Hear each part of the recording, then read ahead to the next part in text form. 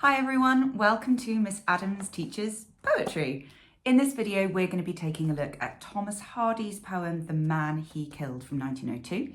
It's taken from the Edexcel Conflict anthology, but obviously if you're studying it for any other exam board, it should be helpful because we're going to be looking at the content of the poem, like its meaning, the context, and some interesting ideas to do with form. There is another video coming up on 5 key quotes analysed, so do keep your eyes peeled for that. But for now, grab your flashcards and let's get revising.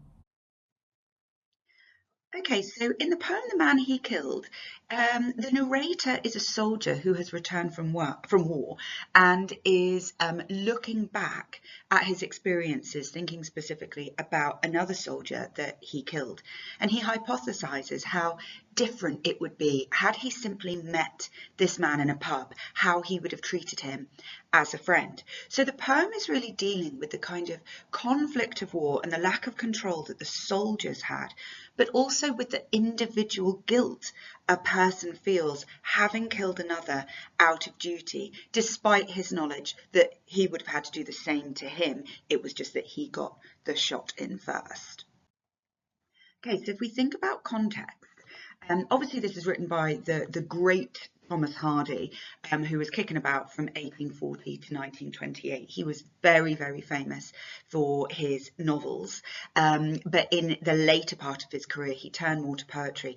Actually, some of his novels were deemed a little bit controversial, and so he then focused more on poetry. Now, this one was written in 1902, and that date is very specific because it's the last year of the Boer War, or the Second Boer War, different names, which was raging in 1899 to 1902. And this was generally between the British and the South African Republic, now South Africa. Basically, in a nutshell, what happened was there was a lot of value in this area. There was the Witwatersrand gold rush, and there were diamonds. And so with the expansion of the British Empire, a lot of people went, oh, we'll go there. We'll go and find money. And obviously that was a considerable threat. And so conflict was raised, and eventually the British sent in thousands and thousands and thousands of troops, and it created bloody conflict. Now, Thomas Hardy was really against this. Generally, as a war in Britain, it was perceived quite well because, again, you've got that kind of imperialistic view of Britain, the expanding British Empire. But Thomas Hardy sort of stood against that in his poetry. Interestingly, by the later parts of his career, when he was writing about World War I, he had a slightly different view, but that might be to do with the motivations for the war, because you could argue that the Boer War was about greed, whereas when it came to the World War, it was about something greater than that. So we're going to have a little look at the form of the poem now. So the first thing to be aware of is that it is a dramatic monologue, i.e. one character, one narrator speaking. And actually, unusually, it actually uses features of narrative. So we've got speech marks, dialogue marks, to frame the entire narrative. Now, the first time it was published, he actually added a little detail, which I've just popped down here for you, where he sort of sets the scene. He says, scene, the settle of the Fox Inn, Stagfoot Lane, characters, the speaker, a returned soldier and his friends, native of the hamlet. So he actually sort of sits it within a pub setting. So it sort of creating this idea that this is a conversation, that this is a sort of a real experience of a soldier.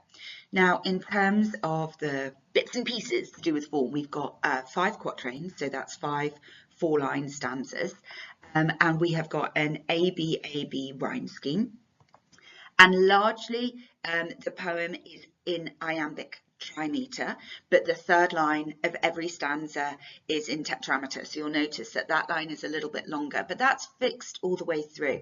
There is a tiny bit of metrical variation in certain places, like for example in the first stanza, when the final line, when he says, right many a nip akin, it kind of breaks the rhythm of had he and I but met, it speeds it up somewhat, which really adds to that kind of conversational tone and the sort of friendliness of the idea of sitting down with this man and having a nipperkin, which is like half a pint, it's dialect.